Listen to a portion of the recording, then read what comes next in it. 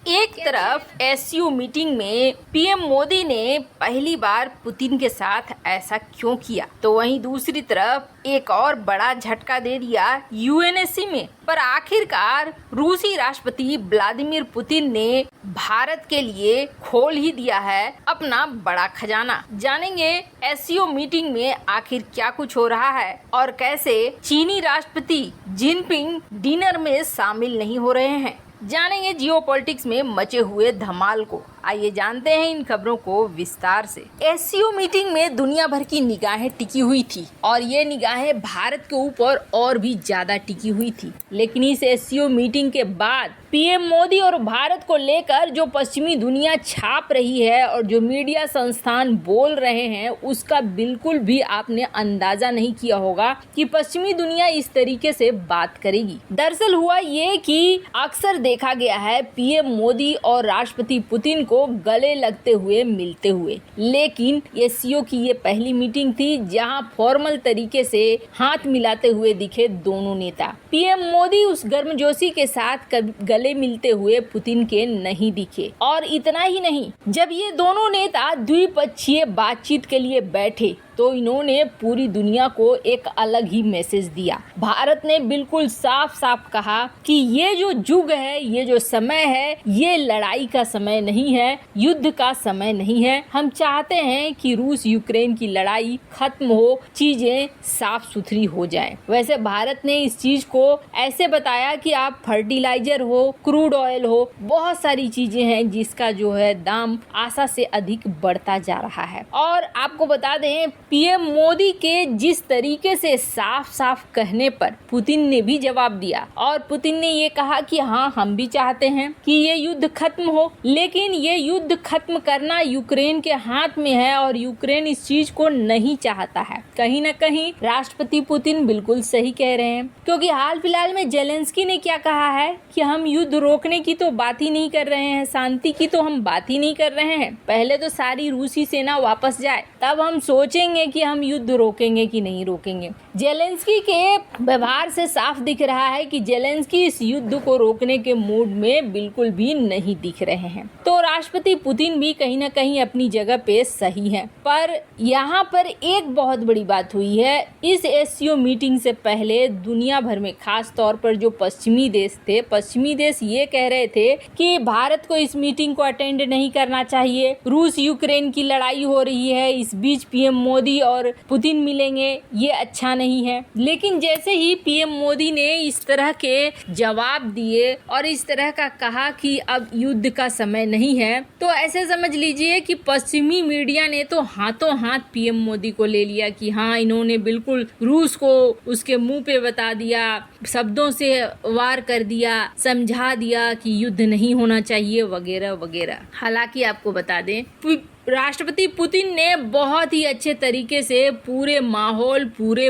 मंच को संभाला। उन्होंने पीएम मोदी के इतना कहने के बाद सब कुछ बिल्कुल हल्का हल्का सा कर दिया। जैसे ही उन्होंने कहा कि मेरे फ्रेंड पीएम मोदी, आपका कल जन्मदिन है, हमें पता है, और लेकिन रूस में हम पहले एडवांस नहीं कहते हैं, बधाई नहीं देते हैं, इसलिए हम आपको एडवांस में बधाई नहीं देंगे, हमें ध्यान है। बस इन्होंने जैसे ही ये सारी बातें कही, वो सारी पुरानी कड़वाहट सब खत्म हो गई कि रूस यूक्रेन लड़ाई में क्या चल रहा है। फिर से बात आ गई, रूस भारत की दोस्ती की बात आ गई। इसके अलावे रूस ने एक और बड़ा पत्ता खोला जो कि भारत के लिए बहुत ही ज्यादा फायदेमंद था। रूस ने एक तो अपने देश को कर दिया भारत के लिए वीजा फ्री, यानी वीजा के लिए जो लंबी चौड़ी प्रोसेस और उसके ऊपर खर्च लगता था, वो भारत के लिए फ्री कर दिया गया। रूसी राष्ट्रपति व्लादिमीर पुतिन ने अपनी तरफ से दोस्ती के सारे संदेश और सारे संकेत दिए भारत को। वैसे आपको बता दें,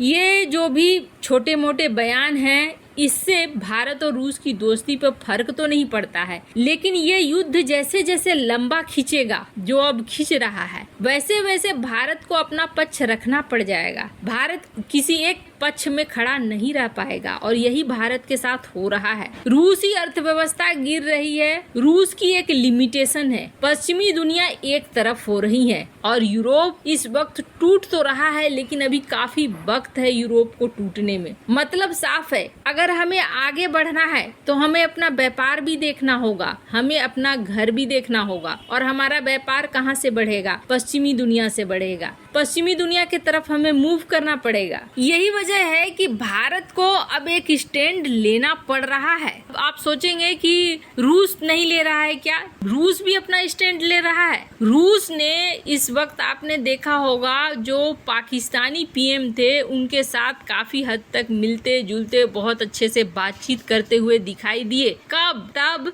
जब ये आरोप लग रहे हैं कि पाकिस्तान के बेस से करीब हर रोज यूक्रेन का विमान उड़ता है, हथियारों को लेकर उड़ता है और यूक्रेन पहुंचता है हथियार। तब भी रूसी राष्ट्रपति और पाकिस्तानी प्रधानमंत्री के बीच उस तरह की कड़वाहट देखने को मंच पर बिल्कुल भी नहीं मिली। कारण क्या था? कारण साफ था कि पाकिस्तान के जरिए जो पाइपलाइन जा रही है उस पाइपलाइन को रूस बनाना चाहता है। अभी जैसे कि हमने आपको कल ही बताया था, चीन से जो नॉर्थ स्ट्रीम 2 की लाइन है उसे शुरू करना चाह रहा है, तो वैसा ही पाकिस्तान के साथ भी गैस पाइपलाइन को रूस शुरू करना चाह रहा है ताकि यहाँ पर उसके तेल, उसके गैस बिके और कई क्षेत्र में उसे व्यापार मिले। अभी जिस तरीके से रूस चाह रहा है कि नहीं कोई भी हो, चाहे वो चीन हो चाहे वो पाकिस्तान हो, हमारे व्यापार में साथ दे, वैसा ही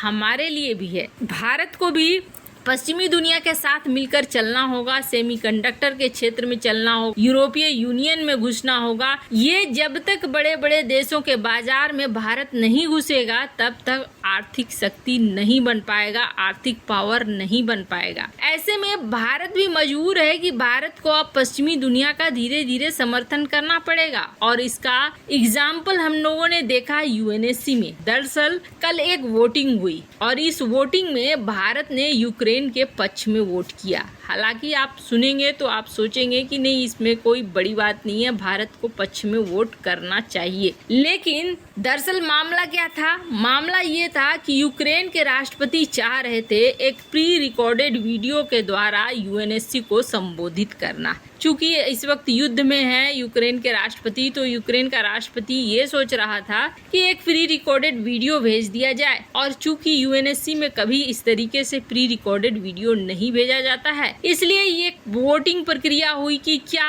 उनके प्री रिकॉर्डेड वीडियो को सुनाया जाना चाहिए या नहीं सुनाया जाना चाहिए। 100 देश वैसे पहले से ही पक्ष में थे यूक्रेन के, भारत ने भी पक्ष में ही वोट किया कि हाँ उसके प्री रिकॉर्डेड वीडियो को सुनाया जाए। हालांकि रूस इसके खिलाफ था क्योंकि रूस मान रहा था कि ये एक प्रोपेगेंडा फैलाएगा, फिर झूठ सच बताएगा कि यहाँ पर रूस ऐसे कर रहा है वैसे कर रहा है, इसलिए रूस इसके खिलाफ था। फिर भी भारत ने यूएनएससी में यूक्रेन के पक्ष में वोट डाला। वैसे आपको बता दें जिनपिंग भी अब थोड़ा रूस से पीछा छुड़ाता हुआ दिख रहा था, जिसकी वजह से देखा गया कि डिनर कार्यक्रम से जिनपिंग बाहर ही रहा, उस डिनर कार्यक्रम में शामिल नहीं हुआ। वैसे आपको क्या लगता है, भारत जो नीति अपना रहा है सही है या नहीं? कमेंट कर अपनी राय जरूर बताएं। जल्द मिलते हैं अगले वीडियो में नई खबर के साथ।